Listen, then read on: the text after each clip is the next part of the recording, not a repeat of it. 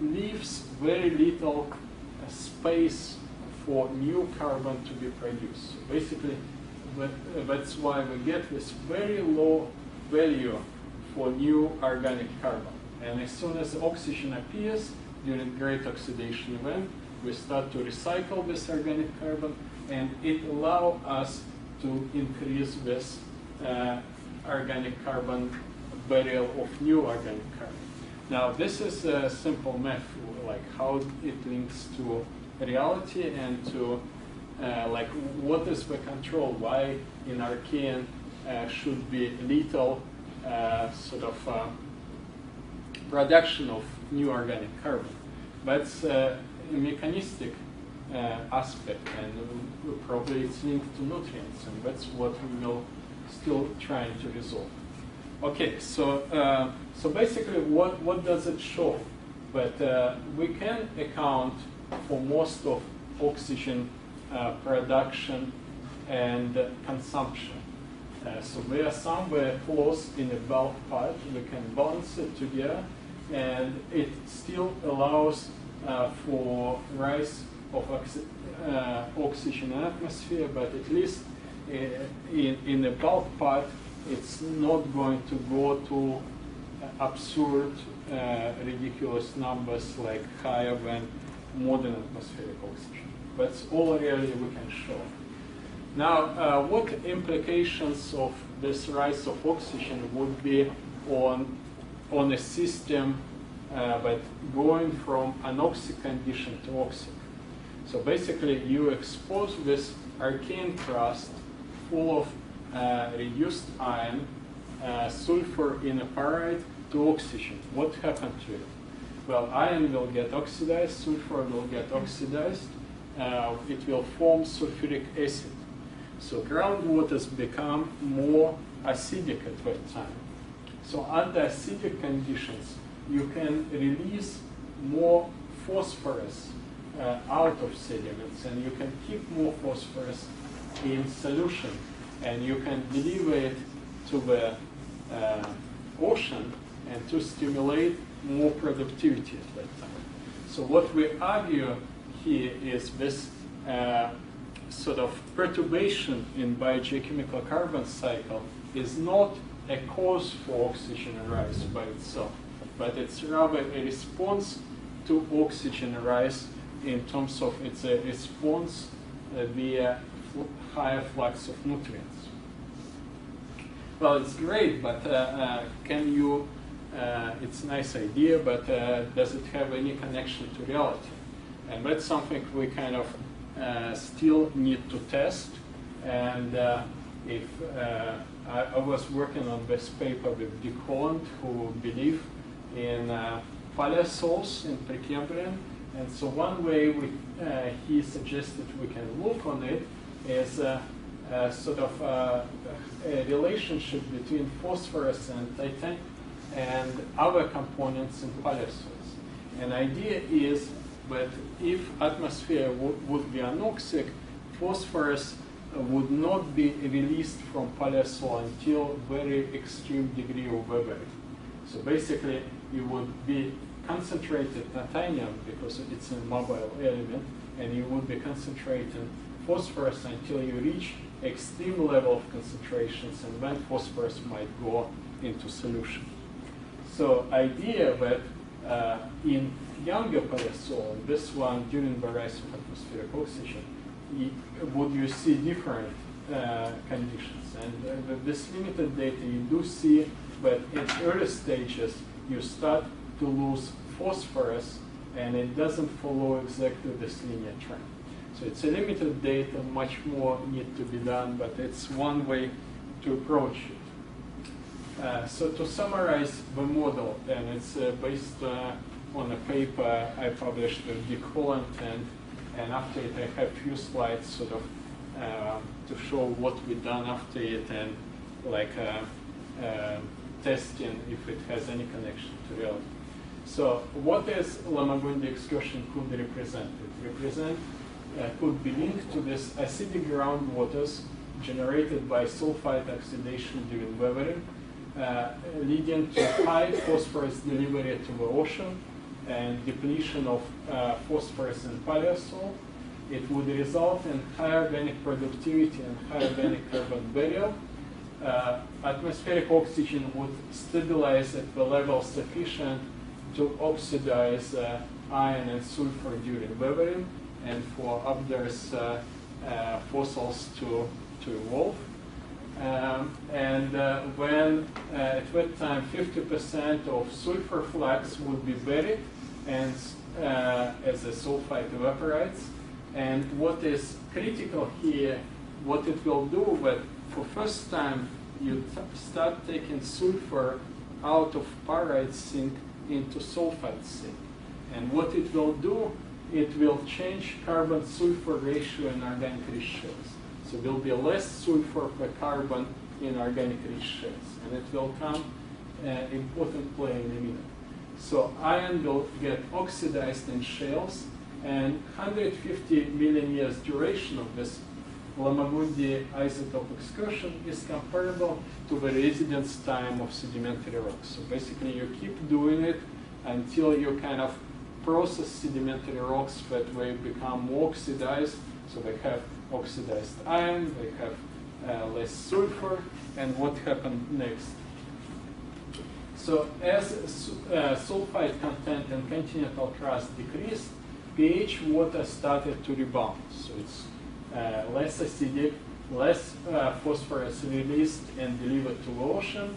And at 2.1 billion years, were a number of orogenies, potentially including West Africa, like in sort of Birimian, but sort of raised this Lamagundi aged organic rich shells, added them to the continent, exposed, and where weathering become oxygen sink. And so after the Lamagundi isotope excursion, oxidation state of iron in shells decreased, and less iron was buried with sulfite evaporites. So we kind of see empirically that the amount of sulfite evaporites decreased after the Lamagundi excursion. And atmosphere system adjusted to low oxidation state. So we argue that oxygen went down after it, and that could be a reason why we don't see comparable fossil assemblage as in Francevilian in younger rock record. At least it's kind of nice idea. And what implication it could have for near Proterozoic and Phanerozoic carbonate excursion. Okay, so now I show you just a few slides to show that we're trying to test these ideas or looking into available ideas, how comparable they are with this model. Okay, so first, chromium. So was a paper published by Frey in Nature about chromium isotope record, and he argued that that at 2.7, this slight spread in chromium isotope values reflect appearance of oxidative conditions at that time. The problem with this model that it requires to oxidize chromium, it's catalyzed by manganese oxides. And to get manganese oxides, it requires pretty high level of oxygen. So that kind of didn't look very plausible to us. And so we decided to approach this model from different way. And Kurt Konkhauser, we published this paper in Nature in 2011. And what we've done, we compiled chromium concentration in shells for the time. And what we argued in this paper, that during the rise of atmospheric oxygen, when acidic conditions will develop, so acidic conditions allow to transport chromium in reduced conditions to the ocean. And so in shallow waters, you bring in this flux of chromium, which is not oxidized as in modern ocean, but reduced. And because you bring it to ocean, it's neutralized and it precipitates rapidly, because ocean what obviously didn't change pH. So we see this big peak about the great oxidation event. We see big peak that we normalize it to titanium, and we argue that the interpretation about sort of oxidative conditions at 2.7 is not necessarily correct. But what is really critical for this story about rise of atmospheric oxygen, but it indirectly provides support for this acidic continental weathering. Okay, in our paper, but actually I didn't give this talk very well, so it was published as a, since last time I talked, we published it in NAS. Noah Planovsky, I was co-advisor on his PhD, did a work on carbonate-associated sulfite. And what he found, that there is this increase in content of sulfate in seawater during the Lamagundi excursion, and then it follows down. So it provides extra support for interpretation based just on abundance of sulfite evaporites for a time. So we argue that sulfate in seawater is oxygen in atmosphere decreased after the Lamagundi excursion. Finally, looking on a paper we published in Scott in 2007, at that time we mainly we compiled concentration of molybdenum in shales per time. And our goal was, at that time it was early days, and we asked like when atmospheric oxygen happened and how did ocean responded to it. And we were very happy to see that there is this rise during the great oxidation event above Archean level, and we see another rise at the early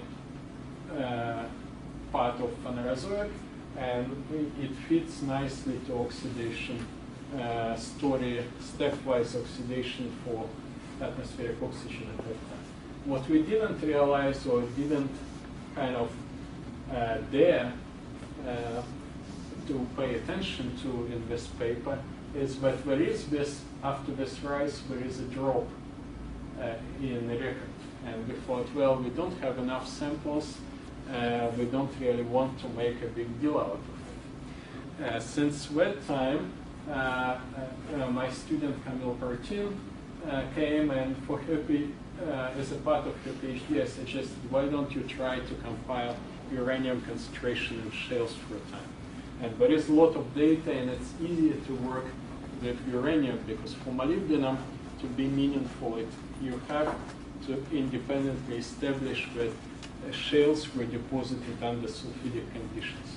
So you cannot take like some kind of analysis for Russian shale from literature and use it in your database. You actually need to get data for each shale by yourself, because most people don't care about ion speciation, or it's not a typical tool. For uranium, uranium can concentrate it in the shales under just anoxic conditions.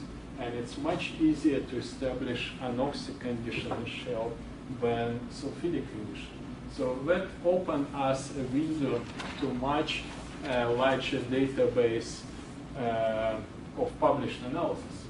And what she came up with, so here's Archean, we have low level of uranium in Archean shales, and that's not surprising. Like uranium goes in solution only under oxidized conditions. So under anoxic atmosphere, uranium would not go in solution, would not travel to the ocean, and would not be concentrated in shales.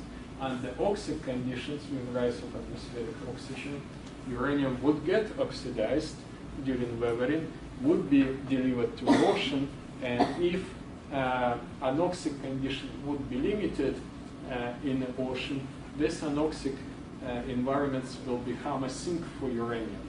And that's where would be high enrichment in uranium.